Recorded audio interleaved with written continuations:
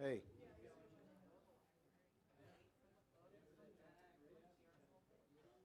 you're getting audio, right? Check, check, check. Okay.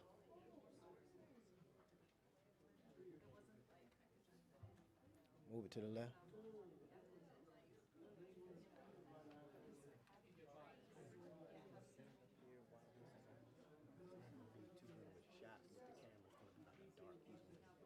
We wanted to have it up so that people know coming in, but if we need to turn off this one, yeah, that's okay. Okay, okay. She said they can cut it off. Is that right remote? Okay, cool.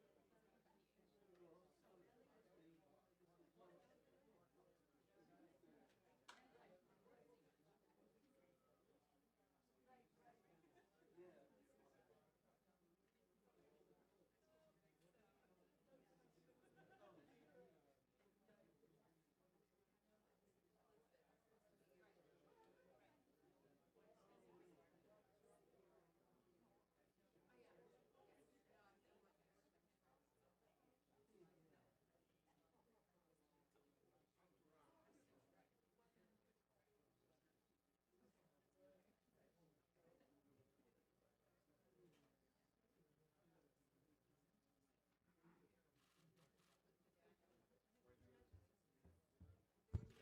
Good afternoon. Some of you can move up. I promise we won't call on you. They're all hiding in the back of the class. But it is exciting to have a full house, more are coming in, to be part of something the Wilson Center has hosted for years and which has become an annual prized event here. And that is bestowing the Ian Ratio Democracy Award on somebody. So, somebody today, some worthy somebody, is Dr. Manuel Cuesta Morua, who is the 2016 Ian Ratio Award honoree. For 12 years, as I mentioned, the Ratio Award has recognized exceptional individuals who work on behalf of democracy and positive change around the world. Like the Wilson Center, the Ratio Awards are truly global in scope, and we are really honored to partner with this organization to do this. I'm Jane Harmon, the President and CEO of the Wilson Center. I am an escapee from the United States Congress. I love it here. We are nonpartisan. We do very serious work in a very civilized environment. And this kind of activity is what excites me most. So, sponsored by the Ratio Democracy Center in Romania, the Ratio Family Foundation in London, and hosted annually in Washington. This award was founded, as I said, in 2005 by Ian and his wife Elizabeth to promote democratic values. On a personal note, I'm aware, and some of you who follow this closely are probably aware, that the Ratio family just lost Elizabeth. An impressive and graceful woman. She passed away last month, and her memorial service was just days ago in London, and the world has lost a gem. I was just given this book by Nikolai, and it's beautiful. I don't know how many of you remember Elizabeth, but I do. And this was, I guess, the book from the service. Where's Nikolai? It was inside is the book, but this is a book about Elizabeth, your mother. And it's a book of condolences, and this is the book about the service at St. James's Church in Piccadilly just last week. We're very proud to continue this work in her honor. And this work is incredibly important. I was in the Carter White House in another century when Jimmy Carter, and he gets credit for this, made clear that he thought the protection of human rights was one of the basic pillars of U.S. foreign policy. That view has lasted ever since. I'm proud I was there at the creation.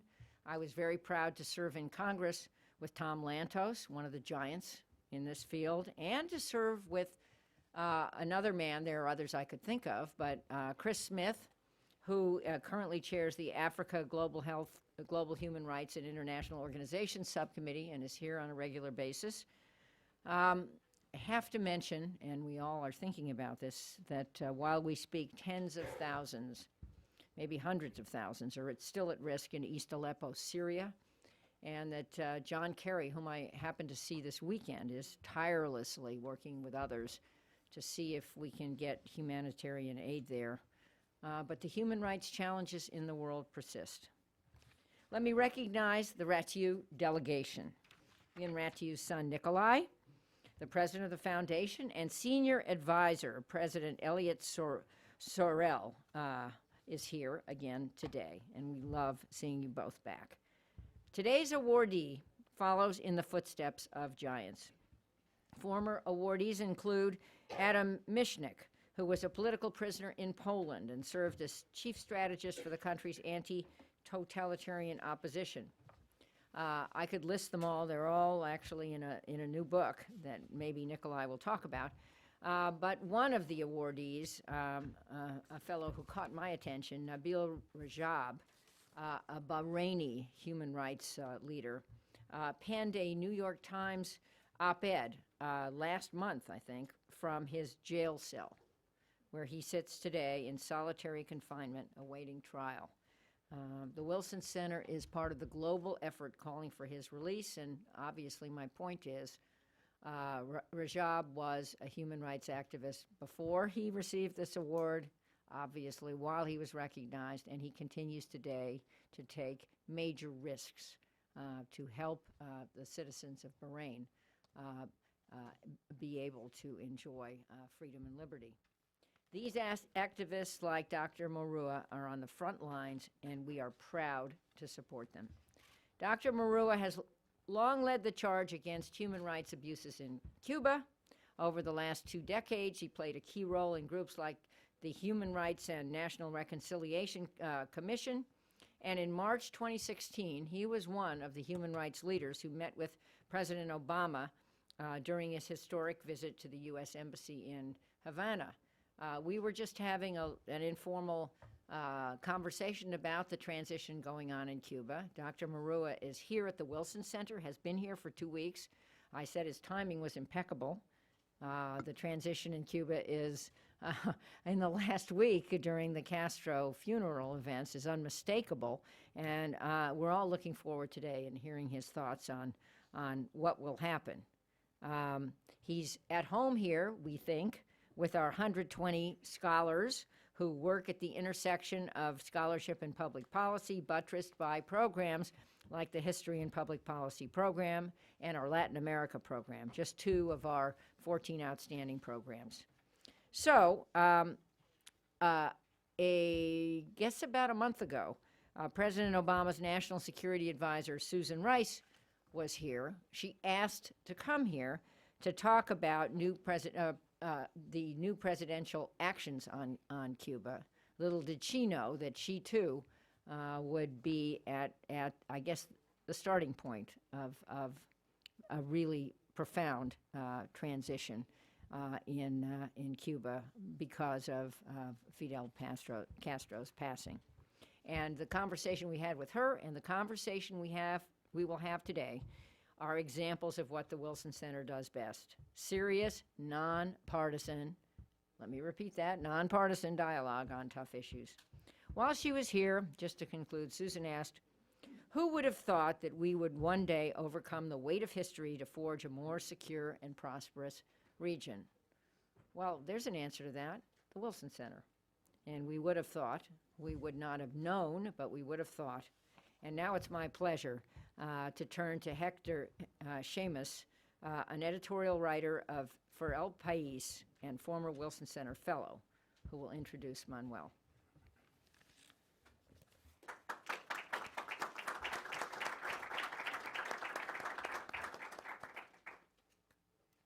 I'm going to go over there. Welcome. Congratulations again. I'm just going to sit here for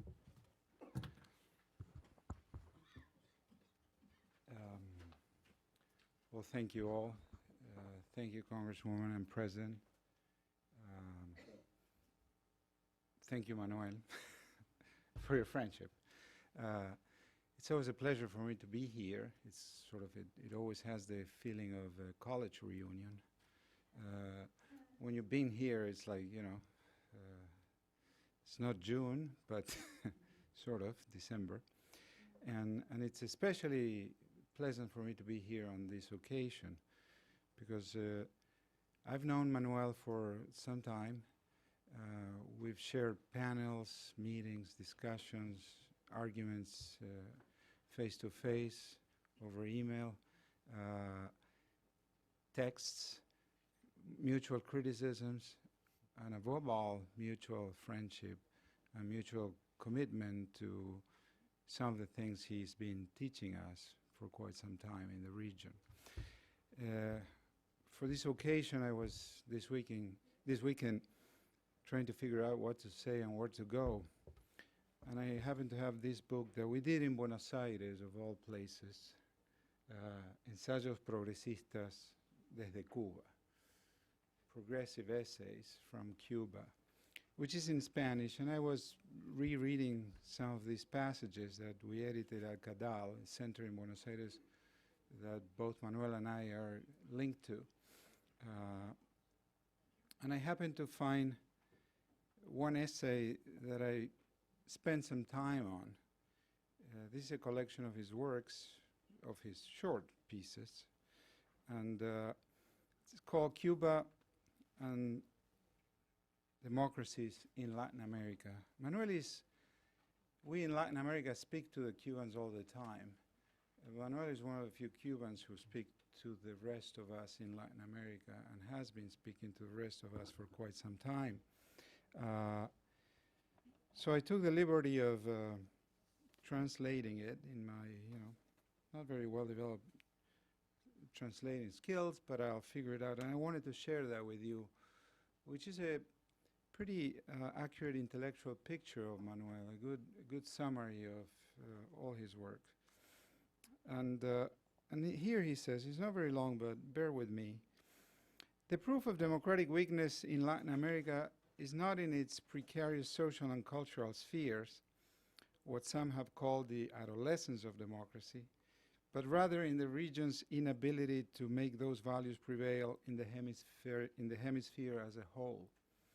It's interesting to know that Latin America is the only normative space, he doesn't say region, he says normative space, where you see a permanent tension between the fundamentals that gave birth to democracy and the public commitment with the institutions that have shaped it.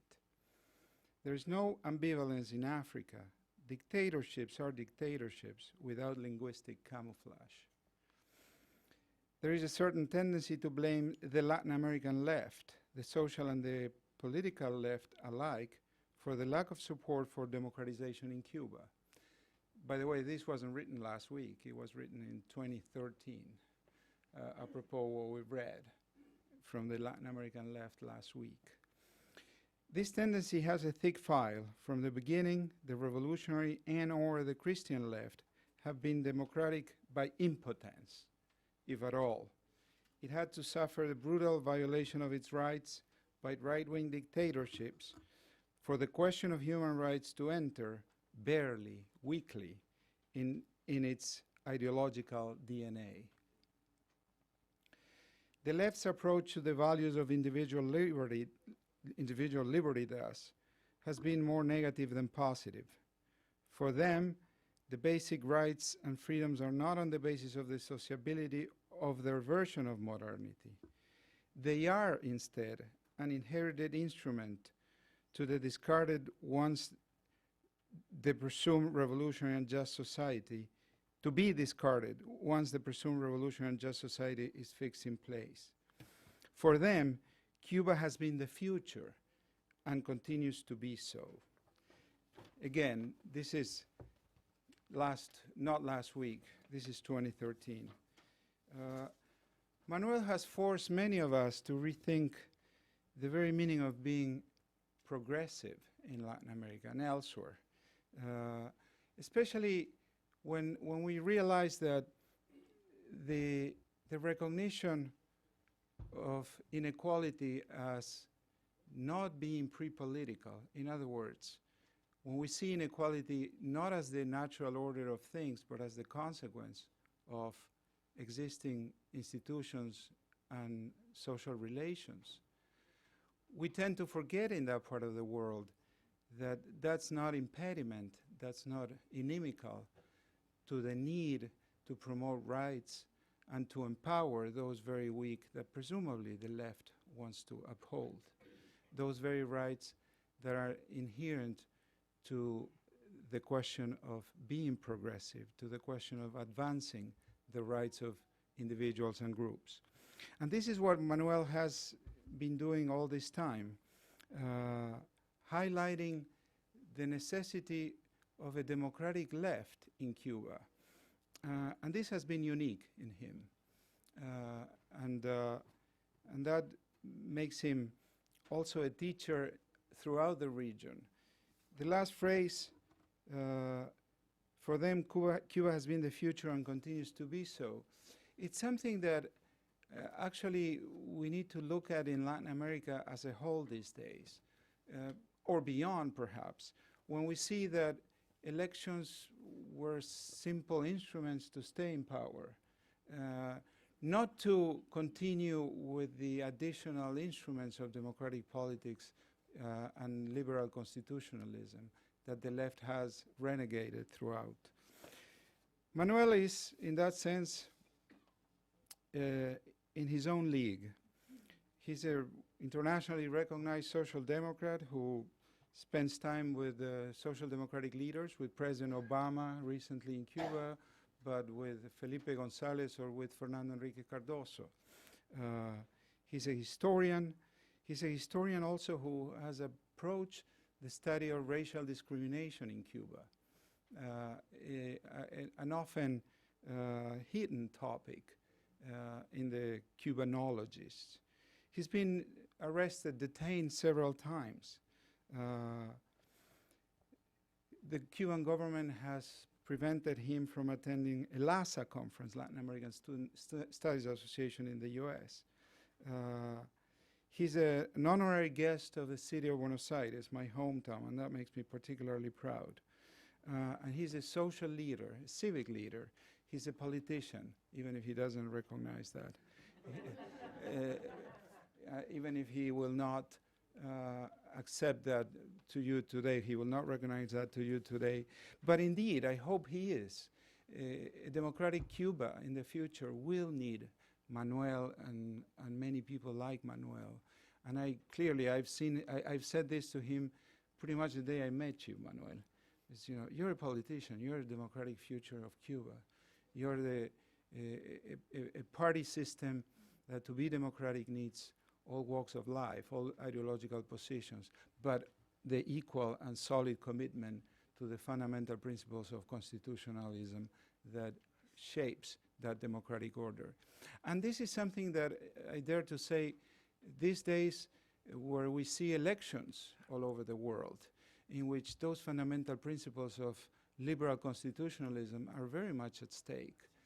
Perhaps Manuel is talking to a few others, not just the Cubans, not just the Latin Americans, but people in Europe or people in the United States itself, where we see with certain degree of astonishment some of those fundamental principles being rolled over in a very inexplicable way, I have to say.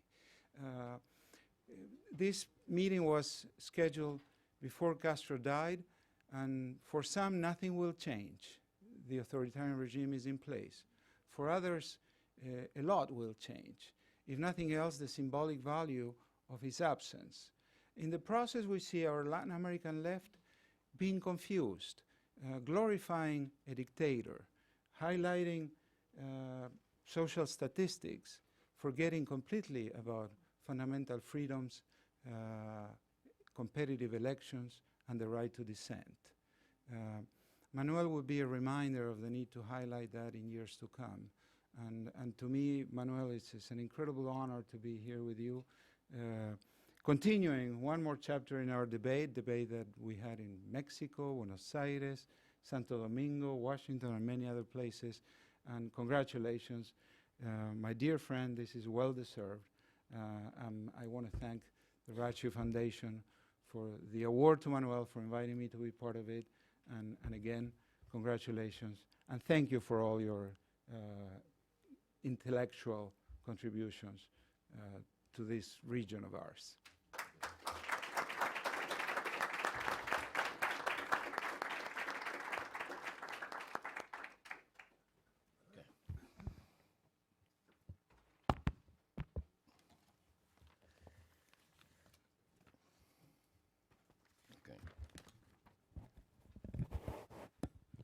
Let me just announce, you have if you, there are simultaneous translations, so if you need that, there are headphones available.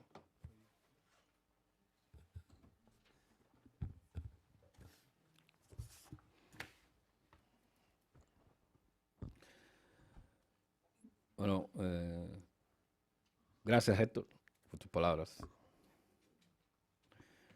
Me van a disculpar los amigos y los que intento que en algún momento se conviertan en amigos por no hacer esta presentación en inglés.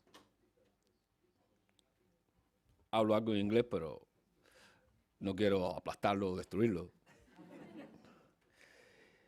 Y para mí es importante de alguna manera pues hacer esta presentación también en español para muchos amigos que de alguna manera la verán y que están comprometidos con las cosas que hacemos y con las cosas que hago.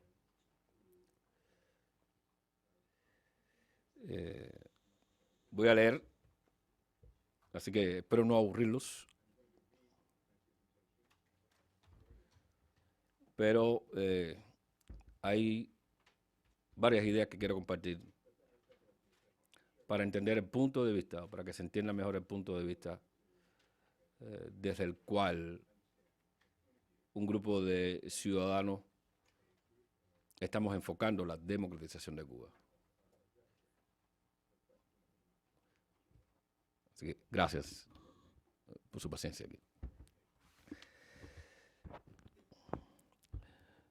Mi presentación no está cerca del elevator speech, pero les garantizo que sí está algo lejos del florido lenguaje del Caribe. Hace por lo menos 5 años vengo haciendo un ejercicio anticubano. Hablar poco. No más de 10 minutos, tratando de ser preciso. Probablemente hoy incumpla eso, pero no se asusten. Me van a disculpar porque la culpa la tiene Ion Ratio, un gran rumano que se comportó a la altura que exigían las circunstancias de su país. Establecer una fundación para impulsar y estimular el pensamiento y los valores democráticos es la mejor inversión que se puede hacer por la democracia. Aunque parezca lo contrario, por cierta afición a la guerra y a la violencia que también tenemos, Cuba se funda como proyecto de nación por los textos. Desde el presbítero Félix Varela hasta José Martí, dos fundadores en acto que tenían el buen hábito de primero pensar y luego seguir pensando en la acción. Universal el acto de pensar, universal las ideas de la libertad, universal la democracia, el punto focal de la crítica a Occidente que Ion Ratio hace en su libro Policies for West y con un alto estándar moral. Estos son tiempos críticos y de crítica. De modo que me reconozco en la tradición de Ion Ratio de no ser complaciente con nosotros mismos, los demócratas. Son tiempos también de agradecimiento.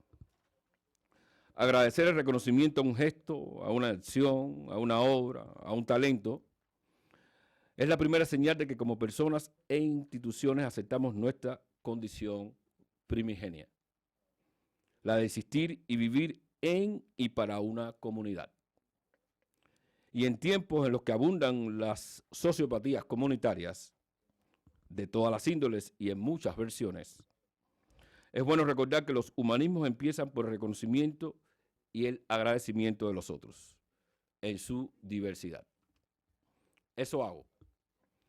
Admitir y aceptar que vivo en una comunidad mayor de hombres y mujeres libres que existen en y por la democracia y que cortejan y aman las libertades del mismo modo que aman y defienden con fuerza la cuna inicial e insustituible de todos los aprendizajes, la familia. Quiero agradecer así al Centro por la Apertura y el Desarrollo en América Latina, CADAL, por su distinción y por su perseverancia. Sin desfallecer, CADAL tocó la puerta del Woodrow Wilson Center, presentó una historia y siguió trabajando junto a nosotros por el arribo de sus libertades y la democracia en Cuba, que ciertamente está demorando un poco. Porque si en la secuencia temporal del cambio a Polonia le tomó 10 años, a Hungría 10 meses, a Alemania Oriental 10 semanas, a Checoslovaquia un tiempo cercano a los 10 días y a Rumanía 10 horas, a nosotros los cubanos nos está tomando 25 años. Mucho tiempo transitando.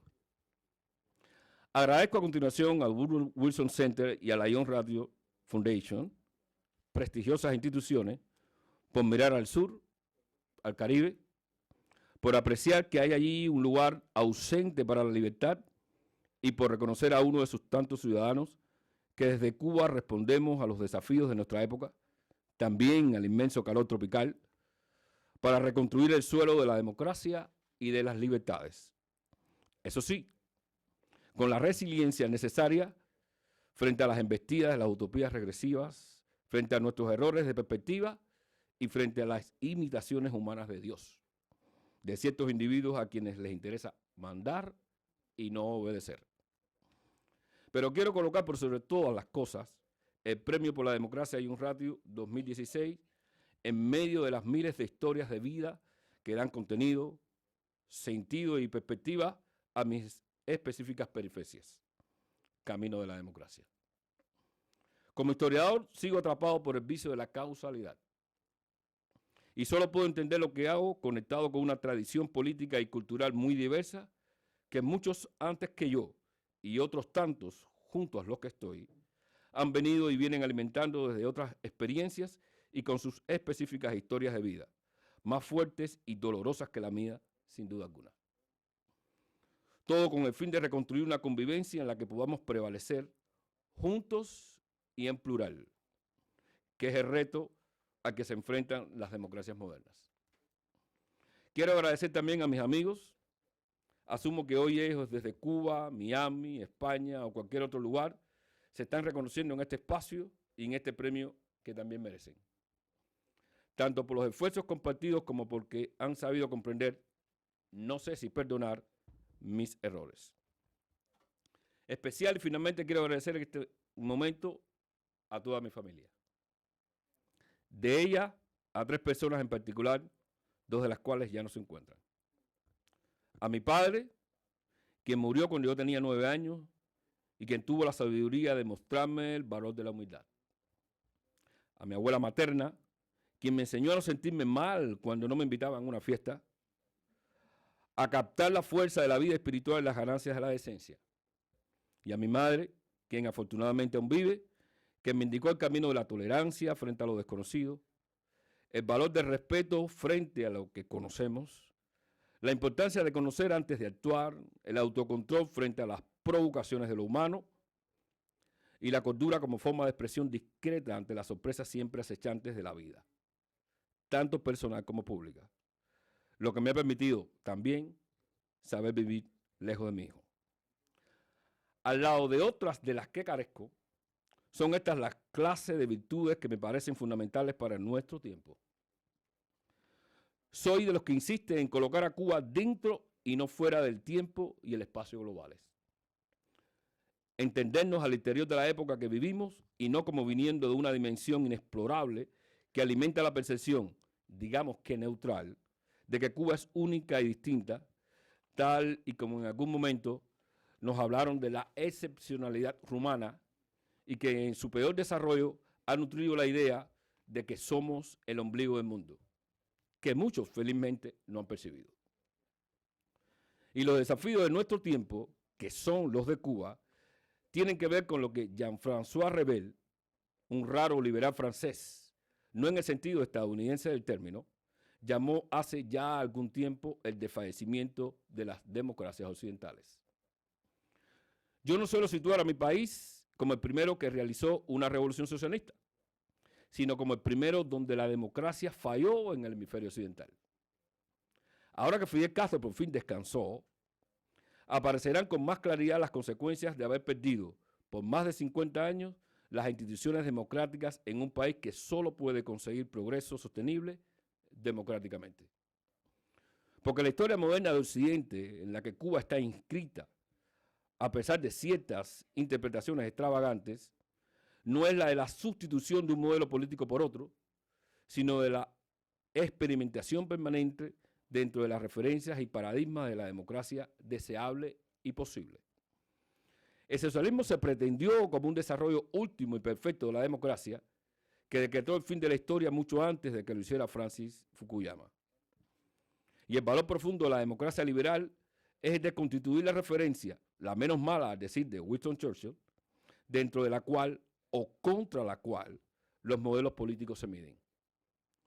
El totalitarismo que grupos fundamentales de la élite del poder cubana se niegan a abandonar y que gracias a la tecnología y a los medios de comunicación se hace cada vez más poroso, fue y es, en ese sentido, una perversión de dos conceptos claves en la sociedad moderna. El pueblo como asiento de la legitimidad, sea republicana, monárquico, constitucional, y la mayoría como fundamento del gobierno legítimo.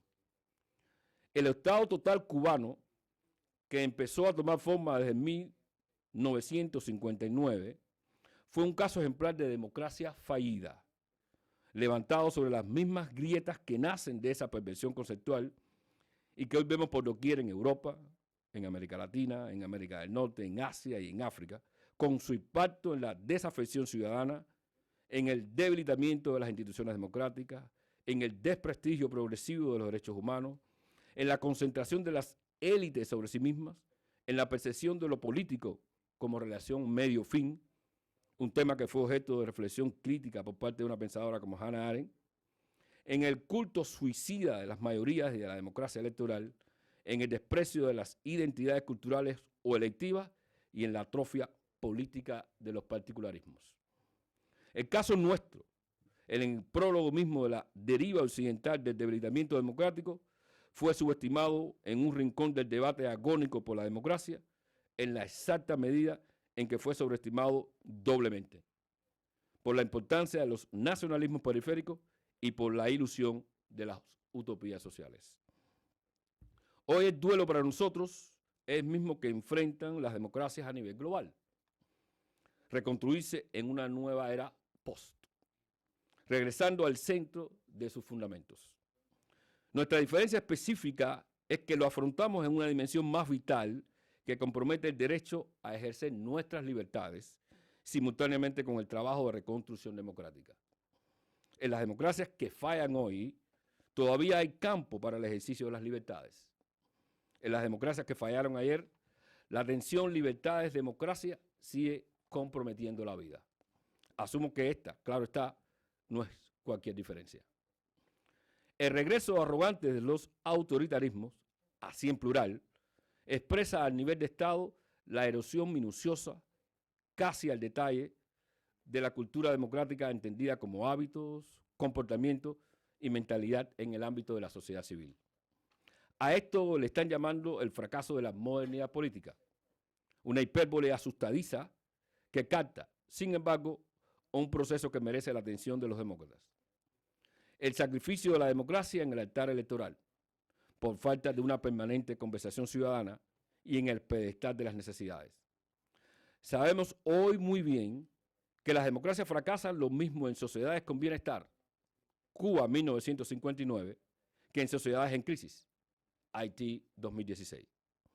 Los autoritarios nos llevan en una falsa movida a las arenas inestables de las necesidades de los pobres para vencernos por las urnas en el terreno más importante para la democracia, el espacio cívico. Mi hipótesis es que el autoritarismo triunfa no porque haya más hambre, sino porque se han erosionado las culturas cívicas y democráticas en nuestras sociedades. La realidad hoy es esta. La globalización autoritaria amenaza con superar a la globalización de la democracia. Y lo paradójico es que esta nueva globalización no es la de los valores universales, sino la de los particularismos, sean locales o nacionales. Hacia esa globalización de los autoritarismos se mueve mi país. Lo que parece un progreso en Cuba, el tenso desplazamiento del totalitarismo al autoritarismo, describe asimismo la entrada al proceso de normalización global de los modelos autoritarios como modelos alternativos, que se pretenden tan legítimos como la democracia misma. El mito de Fidel Castro servirá, a partir de ahora, de cortina nacionalista para darle imagen, cuerpo y teoría a un autoritarismo anclado en la cultura de tradición revolucionaria, conectado a su propia red global y con contenidos plebiscitarios. Estamos de tal modo atrapados en una doble normalización. Cuba se inserta en el mundo y no puede evitar ser impactado por él, pero se instala en una red protectora de regímenes autoritarios que se disputan el tablero mundial. Dos realidades se están también normalizando en esta intersección: la violación sistemática de los derechos humanos, de la que son víctimas diarias cientos de activistas en Cuba, y la normalización del autoritarismo como modelo legitimable en medio de la reivindicación mundial de reales o supuestas identidades nacionales. ¿Hay cambios en Cuba detrás de esta mutación? De doble recuperación, sí.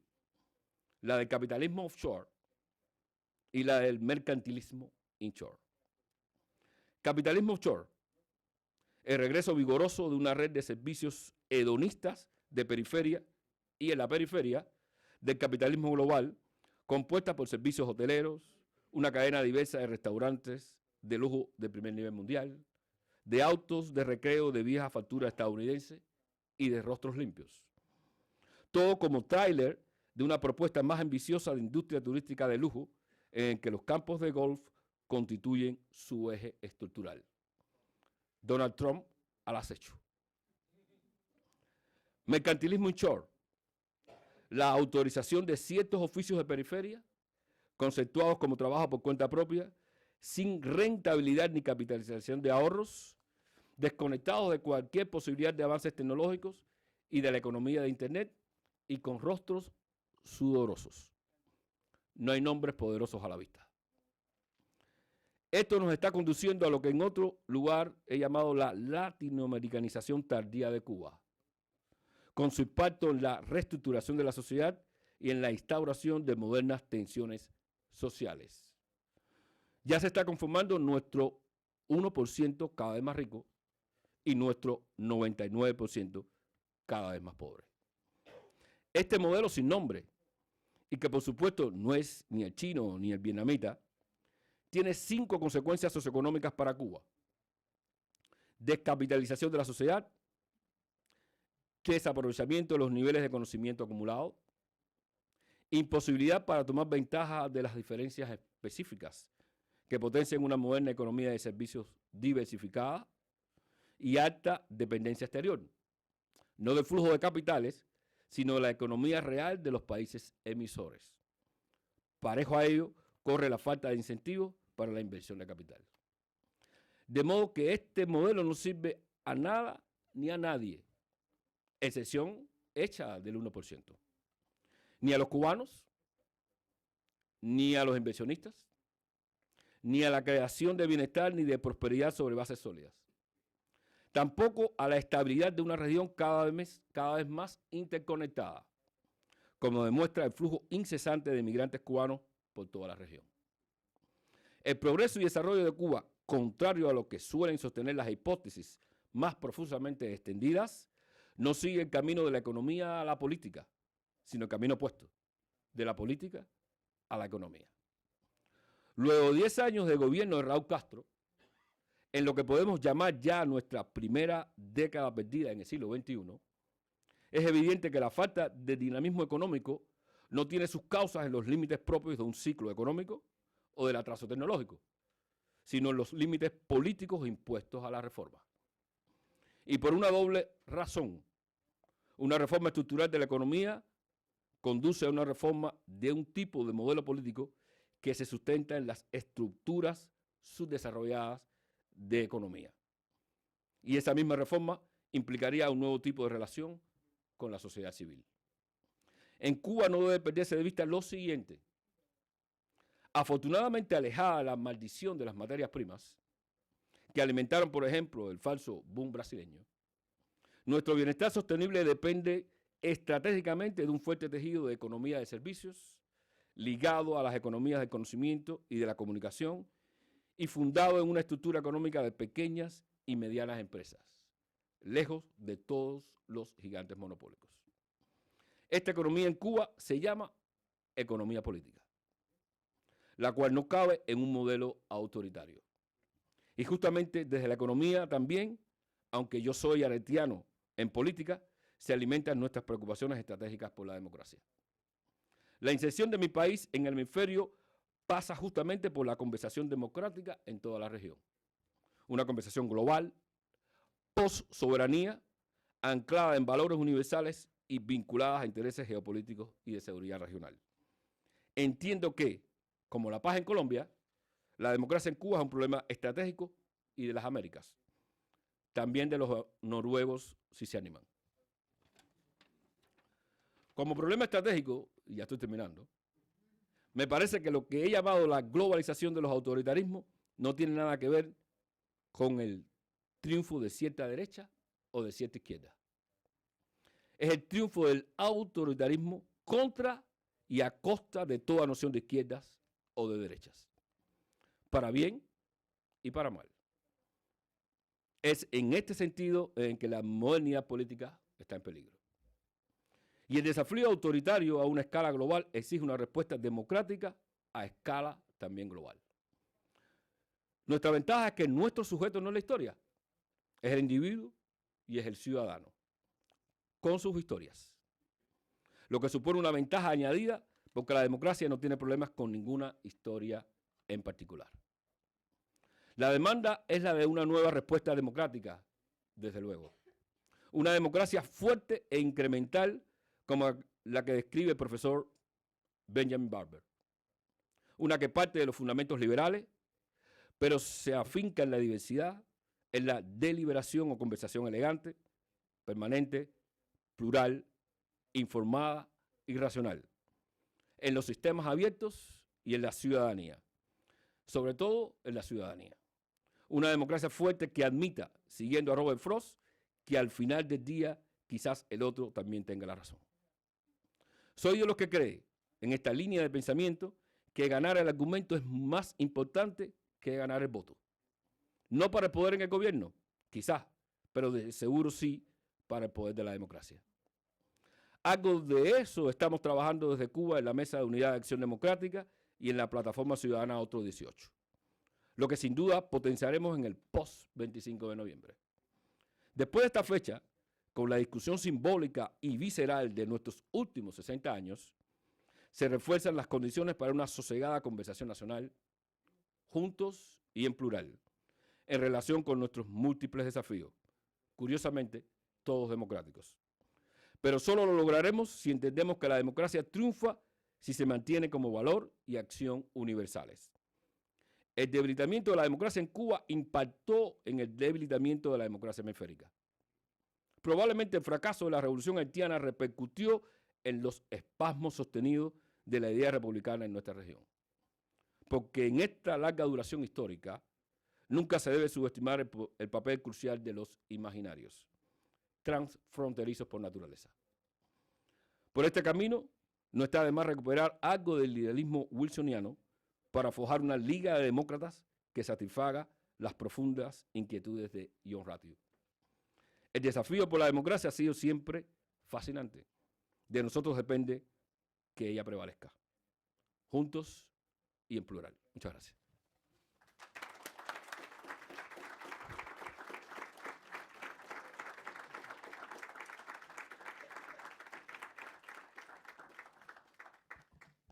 Thank you, Dr. Grua. Thank you, Manuel, for these inspiring and thought-provoking remarks. I'm Christian Osterman. I direct the Center's History and Public Policy program. I have the privilege of sharing the annual Jan Ratio Democracy Award, and I welcome all of you as well to the Wilson Center. Let me just briefly preview what we will do this afternoon. We will now have a few minutes left, about 20 minutes or so for some initial Q&A. with Manuel. I invite all of you for comments and questions. We will take at about 3:15 a brief coffee break. And after that break, we will have a panel of distinguished experts engaging in a conversation with Manuel to continue the discussion of these important issues until about 5:15, at which point I'll invite all of you to a reception upstairs on the 6th floor, in the 6th floor dining hall of the Wilson Center.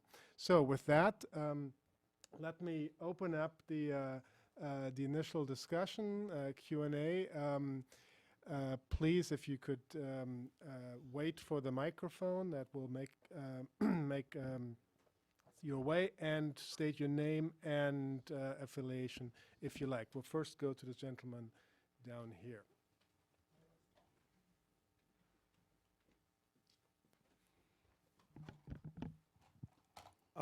Peter Humphrey, I'm an intelligence analyst and a former diplomat. En su opinión, ¿puede decirnos qué pasarán después del muerto de Raúl? De Raúl. Ya. Bueno, yo creo que después de la muerte de Raúl viene un periodo tenso de tratar de institucionalizar la revolución cubana. Estoy poniéndome en los zapatos del régimen. Tratar de hacer lo que se hizo en México con mayor antelación histórica, que fue institucionalizar un acontecimiento, cosa que no ha pasado en Cuba. La presencia de Fidel Castro dominó todo el proceso político, como ustedes saben, no es un descubrimiento, pero debilitando cualquier idea de institucionalizar un proceso político en Cuba. Y Raúl Castro anda apurado intentando hacerlo. Solo que tiene miedo, solo que no confía de cuál va a ser el rumbo de ese proceso. Y va tan lento como van las propias reformas económicas en el país. Pero sí creo que después de Raúl Castro, pues vendrá ese proceso en que ellos intentarán institucionalizar. Pero yo debo hablar más y mejor de qué va a venir desde parte de la sociedad cubana. Y ahí es donde hay un momento muy interesante. Por dos razones. La sociedad cubana va por delante del régimen en todo. En conocimiento, en imaginación, en conexión global, en capacidad para recuperar lo que de alguna manera fue una sociedad moderna en Cuba. Cualquiera que visite se dará cuenta, la isla ahora mismo.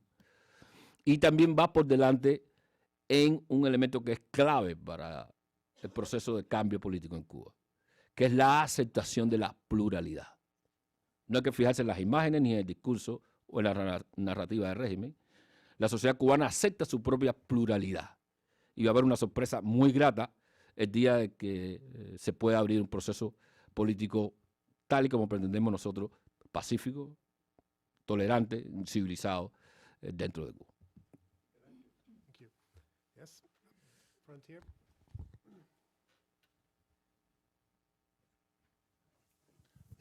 My name is Martin Pausch. I'm former diplomat of the Czech Republic, and right now I'm director of Václav Havel Center for UN Rights and Diplomacy at Florida International University. And I would like to ask Emmanuel about this international context he now briefly mentioned. Now in past couple of years, we have an opportunity to meet each other at Forum 2000 meetings, for instance, and other international contexts. In the past, Cubans were not very, I would say, visible in international context, and it looked like that Cuban democracy policy was contained in Miami, and at least between Miami and Cuban dissidents on the island. My question is, what do you think Cuban opposition should do to be more effective in communicating with international community? I see here interesting comparison with our situation. In our past, obviously, I'm thinking about Helsinki process that started in 1975. The challenge was just to turn civil society, an efficient voice in the negotiations that were basically in the hands of governments. How do you see now the challenges of Cuban democratic opposition in this context? You said juntarse, not unirse, but I think that to be effective means to be able to coordinate these activities. What do you think? Sí, gracias, Martín. Sí, a ver, los retos son inmensos. Primero, el primer reto, que es un reto latinoamericano, que es el de trabajar juntos. Lo que desafortunadamente no voy a culpar a ninguna herencia, pero desafortunadamente no hemos sido capaces de concertar un mensaje, quizás dos mensajes, para que la comunidad internacional tome en serio la necesidad y las apuestas a la democracia. Estamos trabajando en eso, con las dificultades de caso. Pero lo primero es concertar. Creo que lo segundo es hacer una propuesta concreta con realismo político. Porque hemos tenido a lo largo de muchos años a mi modo de ver, mala idea de convertir los principios en acción política. Y los principios de esto, muy bien, deben ser la guía de nuestra acción, pero la política debe ser definida desde su contexto y de sus propias realidades. Por lo tanto, necesitamos una propuesta política compartida con sentido realista. Tercero, necesitamos interlocutores internacionales serios. Es decir, que no se comprometan con el proceso democrático solo de manera retórica, sino que se comprometan de una manera también eficaz.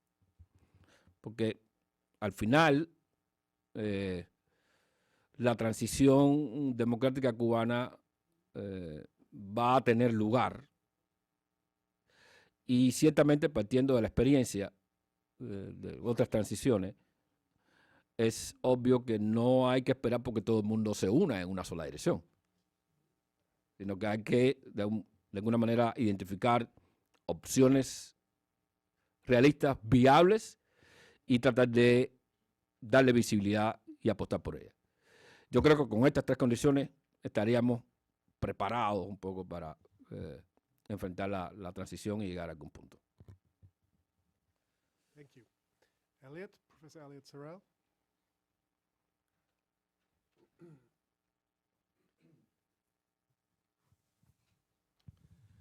Manuel, thank you very much for your elegant and comprehensive presentation, contextualizing this issue in a global context, but also in a hemispheric context, and to a gradual democratic transition in which allies will play an important role. Do you envision the time when you'll run for office in a democratic Cuba?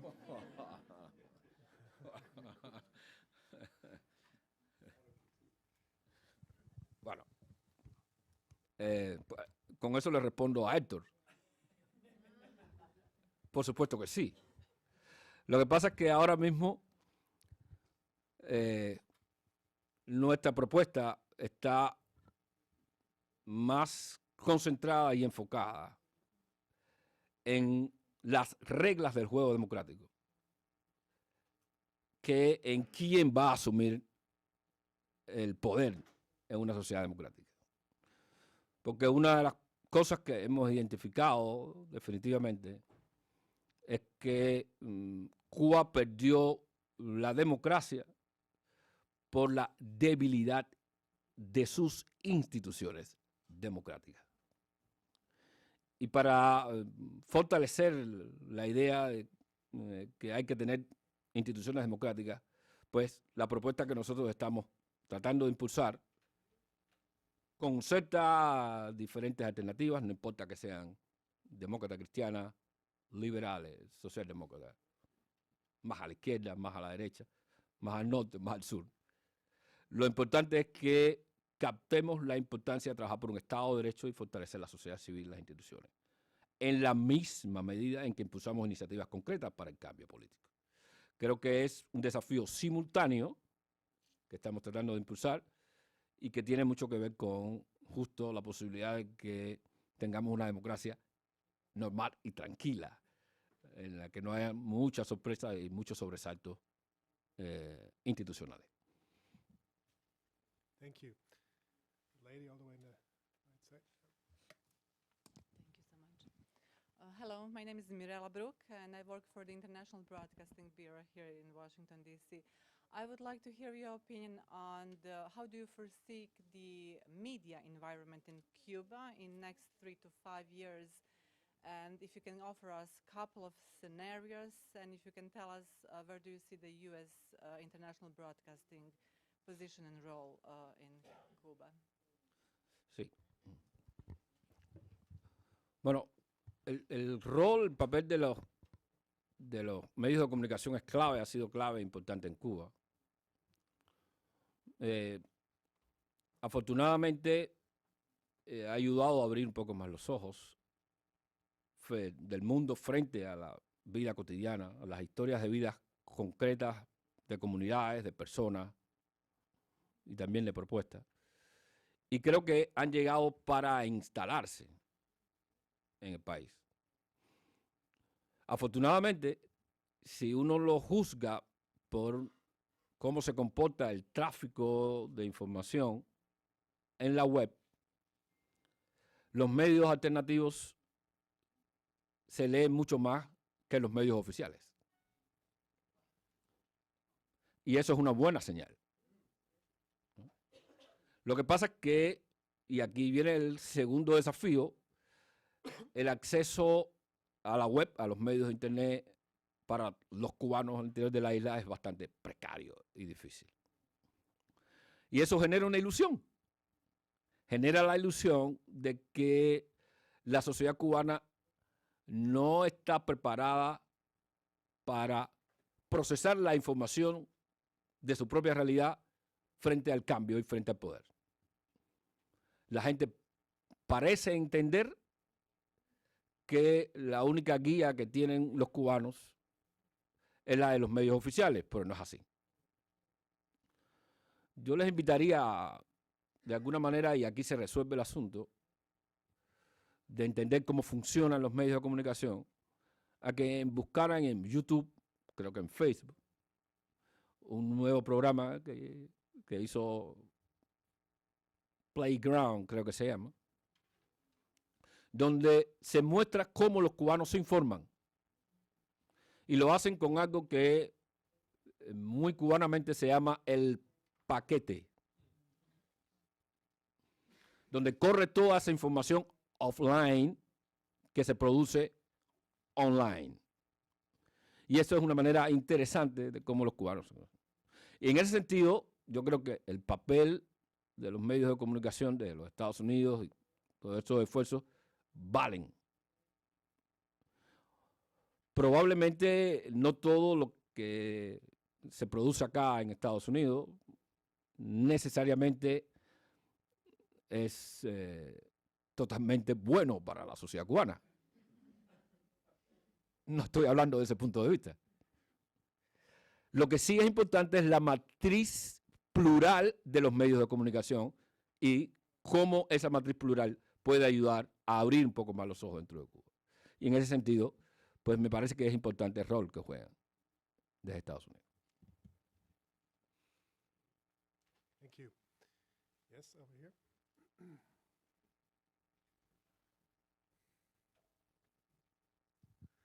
Thank you. I'm Dave Rabinowitz. And you mentioned in your talk the coming of golf courses and also the need for local small businesses. And I'm wondering, are there any Cubans who are actually working on developing golf courses or at least training golf pros to work there? Are there impediments? Is there some way for Cuban development to actually be starting right now with small local companies? Bueno, de alguna manera el régimen ha estado, el gobierno cubano, ha estado conversando con compañías y empresas de muchos lugares para tratar de abrir campos de golf. canadienses, británicos, han explorado la posibilidad de hacerlo. Por cierto, hubo un dato curioso, porque una de las zonas mejores en Pinar del Río, en un pueblo de Pinar del Río, pero los estudios de factibilidad demostraban que el campo de golf consumía todo el agua del lugar. De modo que era un daño ecológico, obviamente, pero al mismo tiempo un daño a la comunidad. Y esos estudios han quedado ahí. Pero ciertamente el gobierno cubano está intentando ver cómo puede hacerlo. Porque esto es una manera de capitalismo similar a lo que podríamos llamar Sun City en Sudáfrica, una ciudad cercada a la que solo accedían, no ahora, no en Sudáfrica actual, en su momento, solo accedían personas con un pase. Y no solo con un pase, sino con dinero. Y de modo que los campos de golf juegan muy bien para ese tipo de capitalismo que el gobierno quiere introducir en Cuba. Nosotros estamos tratando de que se impulse otro tipo de desarrollo y de modernización económica que se base en los talentos de los cubanos. Nosotros no sabemos jugar golf. En el conocimiento que tenemos acumulado y en la tradición de servicios, de economía de servicios que Cuba tuvo y que estaba desplegando hasta una fecha en nuestro país. Y eso estamos apostando, pero ciertamente todo es posible. Por eso es que muchos de nosotros, no sé cómo entenderlo o cómo explicarlo mejor, pero muchos de nosotros estaríamos temiendo que Trump emitiera un Twitter diciendo voy a poner mi próximo campo de golf en La Habana. We have time for one more question. Is there any in this round? Any final questions? No? Then I think we can, well, bring this first. There's one? Okay, sure. Microphone. Perdonen mi español también, pero no quería irme sin hacerle una pregunta a un camarada y un compatriota. Para usted, ¿cuál sería la variante política según su Could you criterio? introduce yourself, please? Mi nombre es Eliezer Jiménez, soy cubano y le pregunto en español, ¿cuál sería la variante política o la posibilidad más certera que, según su criterio, debiera aplicarse a partir de este momento en Cuba para lograr con prontitud la democracia? Bueno, voy a tratar de interpretar a mi modo tu pregunta. Sí, yo creo que durante mucho tiempo las opciones cívicas y democráticas en Cuba han intentado optar fundamentalmente por lo que podríamos llamar un tipo de revolución, estoy llamando de atrás, de adelante hacia atrás, un tipo de revolución árabe en Cuba. Por mucho tiempo ha sido la opción básica. Y digamos la opción más potenciada. Hubo momentos de lucidez, y esta es mi interpretación, en el que algunos cubanos optaron por la vía institucional de cambio democrático. Y probablemente muchos acá recuerden el proyecto Varela. Fue un intento de cambio institucional hacia la democracia. Yo creo que el momento es llegado justo para repotenciar opciones de esta naturaleza en un contexto mejor, con una normalización de relaciones entre Cuba y Estados Unidos, que esperemos no se eche a perder, y con una sociedad más dispuesta al cambio. Usar la vía institucional para empujar procesos democráticos, me parece que sería la opción política mucho más interesante. Sobre todo porque es una opción política que se basa en los ciudadanos y no en los héroes latinoamericanos. Es decir, propuestas cercanas a la ciudadanía y algo alejadas de la heroicidad nuestra latinoamericana. Esa es mi visión y esa es mi interpretación de tu pregunta. Muchas gracias. Thank you.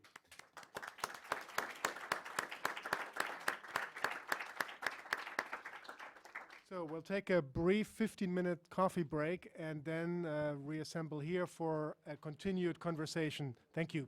Sí, seguro, seguro. Déjame entregarte esto también, que es una revista en la que yo suelo publicar en español también, porque hablo en español, se llama Identidades. Porque this is a magazine, review, where I used to write about Afro-American problems in Chile. And it calls Identidades. Y esto, o sea, me gustaría hacer acá el centro como parte de eso. Good. Terrific. Thank you. Thank you. I am David. Oh, wonderful. Thank you. Escribo con todo. Ah, terrific. Thank you very much. We have a car. Suspendo todo, suspendo todo. This is part of it. We have to make some change, no? This is the first. The first issue we point. Y esta nuestra gente. Thank you for joining us.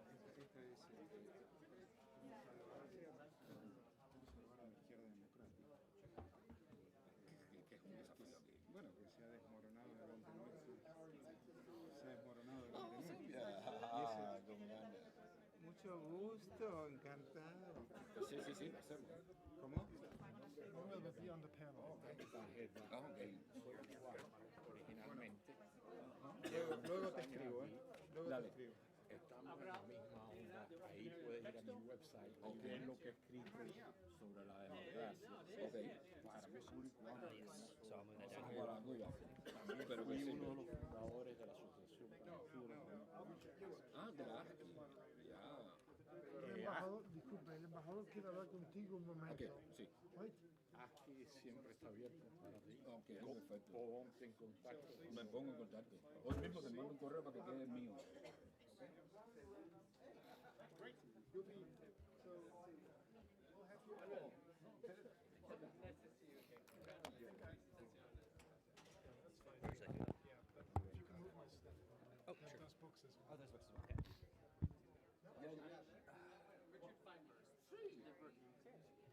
He doesn't remember me, but I passed by. Yeah, and the Brookings. Yeah, as freshmen, I don't know what is that the same. Till 15 December. ¿Y va a estar en Washington? Voy a estar en Washington, sí, aquí en Wilson. Sí, moviéndome aquí un poco así, pero bueno, aquí en Wilson.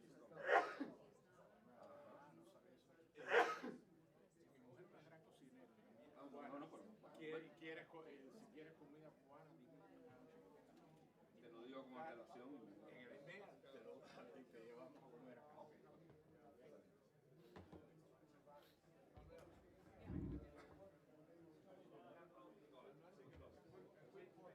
These are orphan water. These are ones that were. No, I just put those down. Oh, so is there? Okay, yeah, these ones I just put down, These so we're ones good. Don't know. Okay.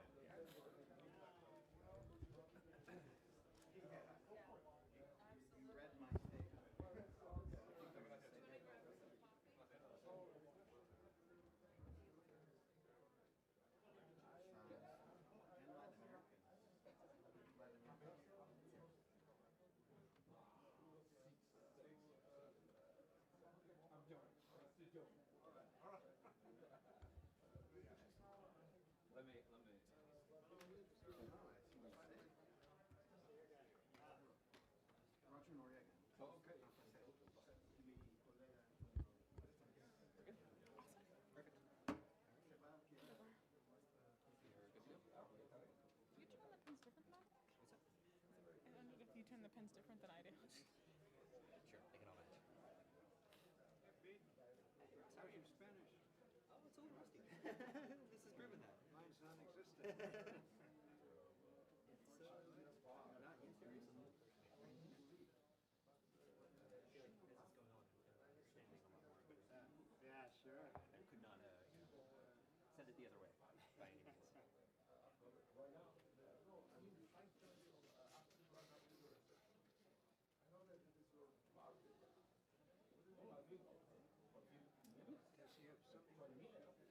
Yes, he does. Yeah. I think he just is Yeah, far sure. more comfortable with Yeah, of course. the questions and the Q&A session happens at a pass.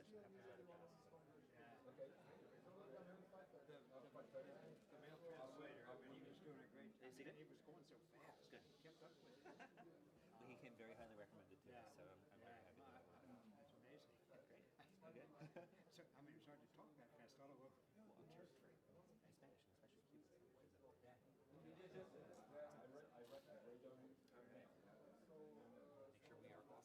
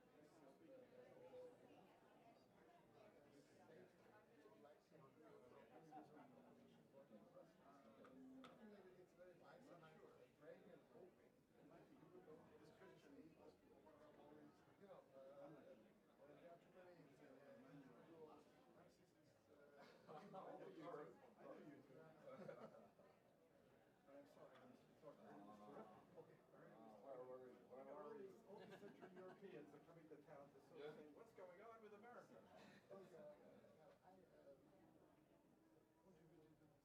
Let me drink some coffee. Yeah.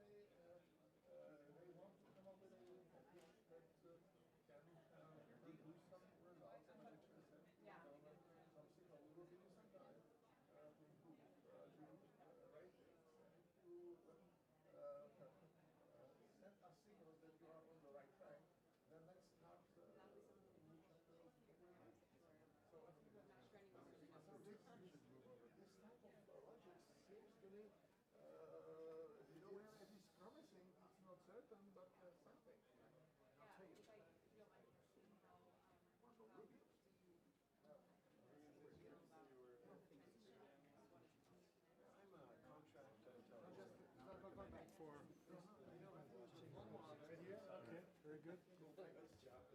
Looking for Ambassador Noriega. He's right over here. That's him? Yeah. Right there? Oh, good.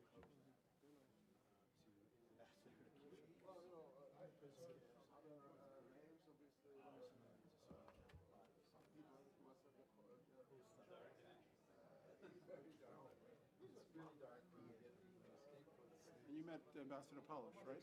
Yes, he already asked me to Yeah. participate.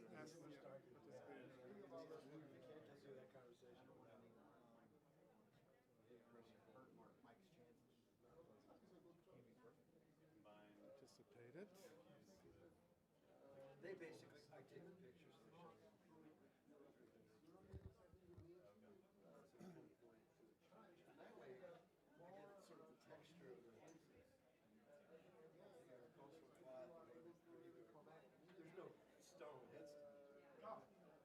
Only a question. Yeah. Let me get a copy while you're We make a people Manuel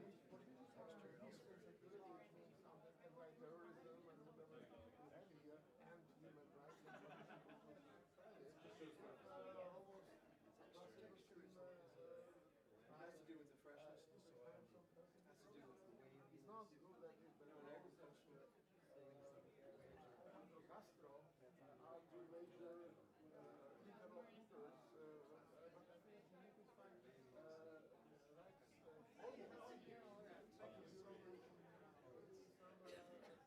Headlines. And everyone who talked to me said they would go back in later years since they were in their years. And they'd say, you know, go back and say, there's a very nice guy. So let's show us. Yeah. I don't think there's a recycling. Because there's probably three guys stacked in this. So I, U.S. intelligence community is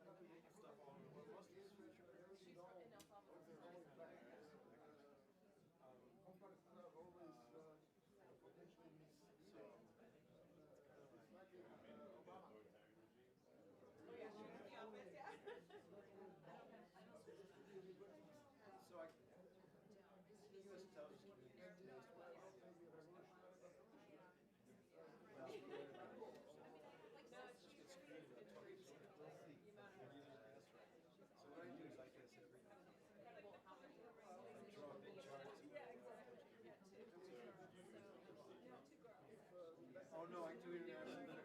An email address for Bahrain, because I've written to him 2 or 3 times. Yes, and I didn't do. get a reply to the last one, not surprisingly. But is he communicating by email? Is he able to? Yes, he also has a Facebook page, and I've communicated at times with him, but I can try and get your email address. Yeah, if you could, that would Yeah. be helpful. Because the one, he did give me one which I've been using, but Yeah, he may, you know, he's Yeah. been, It's been a problem. his family is trying to his organization is trying to serve his email account, but I'm not Well, when you've got a moment, I know you've got to Yep.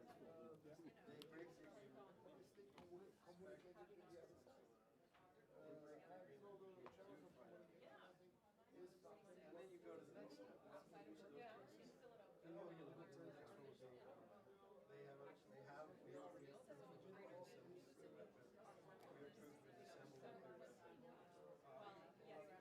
seismic way to process the seismic granite and make sure it's good. Or they assemble a weapon to be used without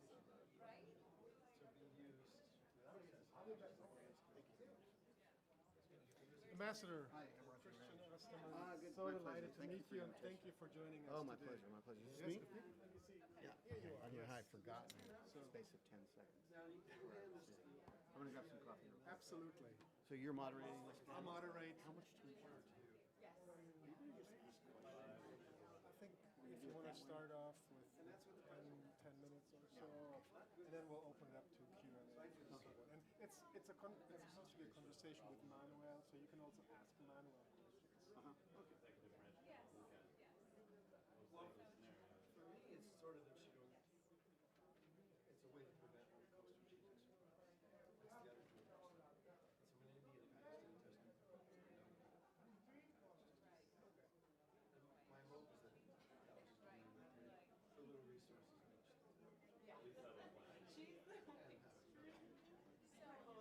So, but you know, if you're not putting a few bucks on each of the tasks, it comes to that. So a lot of these things. Are you an intern?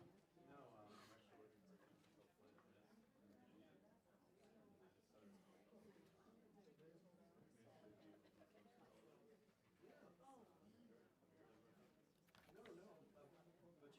How are things out in California?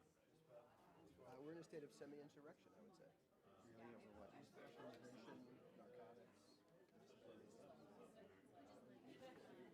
mayors, governor said we're not enforcing it. This is serious. No, that's not the answer I expected. But you were going to tell me about all the. Well, it's sunny and beautiful. Okay. Is that what you were looking for? No, I like your answer better. Don't get me wrong. I'm a reporter, I guess. But you don't get that kind of chance. I'm a reporter, I guess. I'm going to lead you to the heroes. Okay. I'm going to give a talk that's called Four Heroes and a Demagogue. More of it. I will say, it's always served my purpose. I've always gotten a lot of media coverage, so I shouldn't complain. Yeah, but they were heroes, but at the same time, also I was a citizen. Well, maybe you're the voice in the wilderness. Was a guy, Yes, was a thank leader you with his very well. I mean, I've always found that. More than the others. But I'm going to link you to all of them. Okay. Please take your seats. Okay, cool. See what I say. Okay.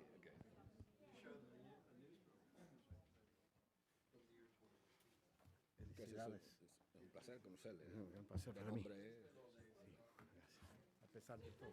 No. Yo soy un buen amigo del pueblo cubano. No empezar aquí, eso es una visión.